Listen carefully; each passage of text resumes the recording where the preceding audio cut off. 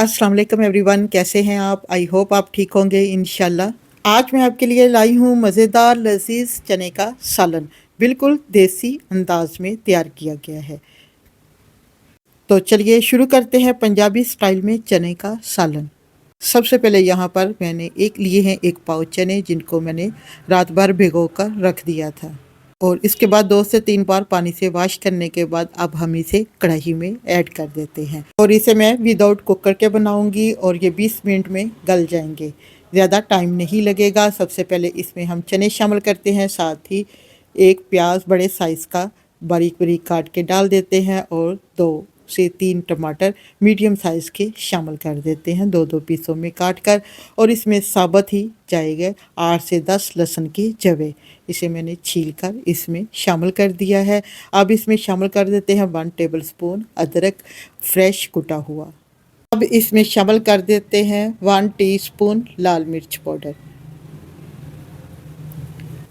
Half tea spoon शामिल कर देते हैं इसमें हल्दी पाउडर, छोटा चाय का चम्मच इसमें शामिल कर देते हैं नमक आप अपने टेस्ट के हिसाब से कम या ज़्यादा कर सकते हैं। अब इसमें शामिल कर देते हैं 2 गिलास पानी के और इसे मिक्स करते हैं और इसे कवर कर देते हैं। नीचे चूल्हे की फ्लेम को ऑन कर देते हैं और पहले एक दफ़ा हाई फ्लेम पर पकने देते हैं। अच्छा सा बॉईल आ जाए तो चूल्हे की फ्लेम को मीडियम टू लो कर देते हैं। 20 से 25 मिनट के लिए इसे कुक करते हैं ताकि चने अच्छे से गल जाए। यहाँ पर 25 मिनट हो गए हैं चनों को पकते हुए। चलिए अब चेक करते हैं और देखिए माशाल्लाह बहुत ही ज़बरदस्त खुशबू भी आ रही है और पानी भी ड्राई हो चुका है। यहाँ पर हम चनों को चेक कर लेते हैं कि आया चने यहाँ पे कुक हो गए हैं। और सबसे पहले इनको हम मिक्स करते हैं। जी, अब हम यहाँ पर चनों को चेक करते हैं। ये देखिए जी, ज़बरदस्त यहाँ पर चने कुक हो गए हैं। यहाँ पर 2 से 3 मिनट चूल्हे की आंच को हाई कर देते हैं और इसमें शामिल कर देते हैं 1 कप ऑयल का।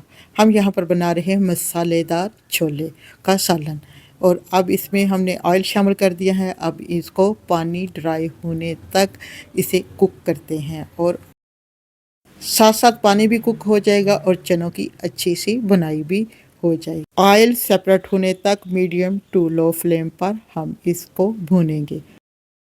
यहाँ पे शामिल कर देते हैं 3 से 4 साबुत सब्ज़ मिर्चें और साथ अब शामिल कर देते हैं 1 छोटी कटोरी दही की और इसे हम फेंट के ऐड करेंगे और इसे मिक्स करते हैं। ही यहाँ पर बन रहे हैं मसालेदार चनों का सालन।